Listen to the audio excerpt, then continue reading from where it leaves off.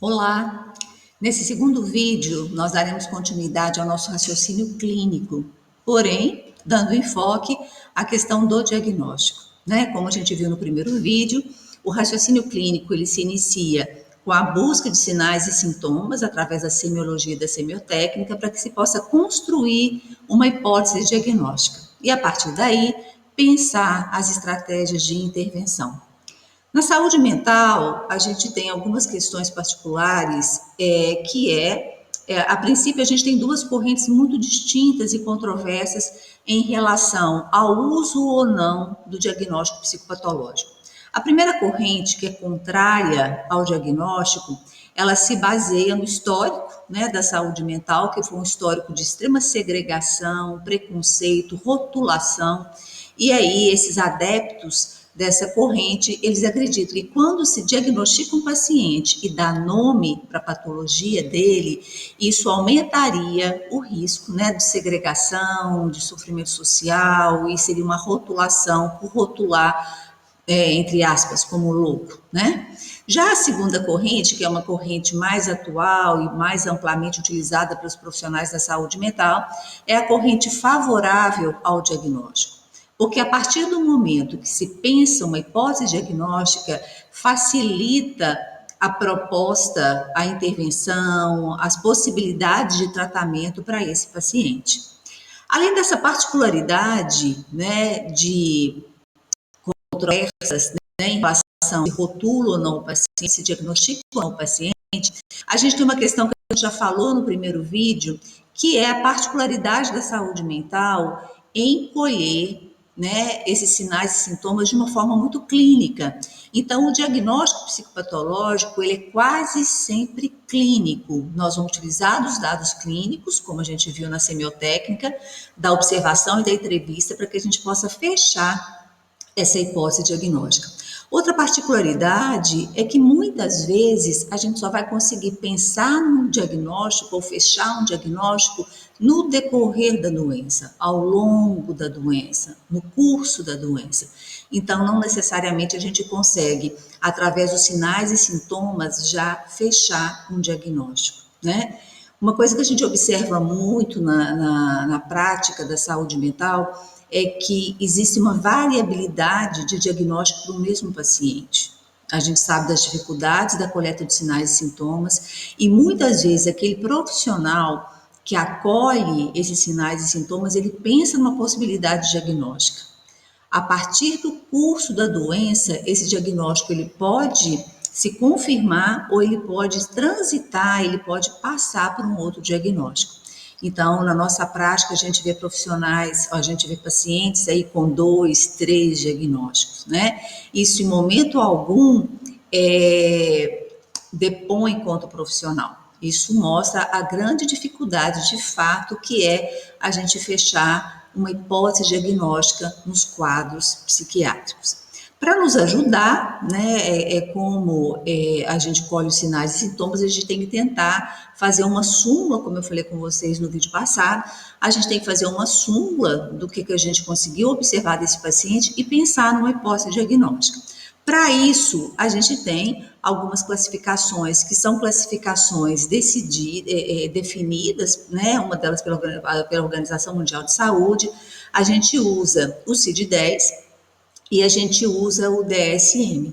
Mas na nossa prática profissional, principalmente nos CAPs, nos CERSANs, a grande maioria dos profissionais utiliza a classificação de transtornos mentais da CID-10, né? É uma classificação internacional das doenças. A gente tem uma classificação alfanumérica, então que cada classe de patologias, ela se configura numa letra. No nosso caso, a letra importante para a gente, a letra que nos categoriza é a letra F, e a partir do F00 ao F99, a gente tem à disposição do profissional as categorias de doenças mentais que a gente pode pensar nessas hipóteses diagnósticas, né?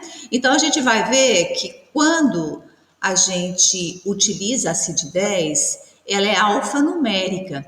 E apesar de ser alfanumérica e apesar de ser de F0 a F99, é muito difícil para o profissional da saúde mental decorar, se familiarizar rapidamente com todos os números dos Fs, né? Então, mas a gente acha importante que o profissional que lida em reuniões clínicas, que faz relatórios, que recebe relatórios, que discute os casos, que vai receber casos no seu consultório, que ele se familiarize principalmente com as grandes classes, né? A gente tem que entender pelo menos as dezenas para que a gente possa, na nossa prática, né, no nosso raciocínio clínico, a gente possa entender de fato do que a gente está trabalhando. Então, a gente vai ver que do F0 ao F9, normalmente a gente está lidando com transtornos mentais orgânicos, né? Então, aquele profissional que trabalha com as demências, demência frontotemporal, corpos de Levy, Alzheimer, seriam ligadas a F0 a F9. O F10 ao F19 são todos os transtornos mentais causados pelo uso abusivo de qualquer substância psicoativa, seja álcool ou seja qualquer outra substância psicoativa, como maconha, cocaína, qualquer outro tipo de droga, eles ficam nessa categoria de F10 a F19. O F20 a F29 trata das esquizofrenias, que é a grande maioria dos pacientes tratados, assistidos nos nossos CAPs, né? A grande maioria deles se enquadra na família dos 20. O F30 a 39, a gente está falando dos transtornos de humor, tanto transtornos de humor, transtornos afetivos, tanto os casos das depressões, quanto o caso das exaltações, das manias, os transtornos afetivos bipolares, também é uma clientela frequente, uma clientela importante na nossa atuação profissional a nível de CAPS. O F40 a F48, a gente fala que são aqueles pacientes neuróticos, né, que aí enquadra todos, o transtorno obsessivo compulsivo, o transtorno de ansiedade generalizada, as fobias, o estresse. Com certeza, esse grupo de F40 F48 é uma grande população, uma grande demanda para os consultórios psicoterápicos. O F50 a F59, eles dizem respeito a alterações comportamentais muito ligadas ao corpo, então a gente vai ver bulimia, anorexia. Os F60 seriam os transtornos de personalidade, os F70, os retardos mentais, os F80, a gente vai ver que são os transtornos de desenvolvimento, por exemplo, vou ficar fácil aí para vocês memorizarem, os transtornos, né, do espectro autista, RET, estariam nesse grupo.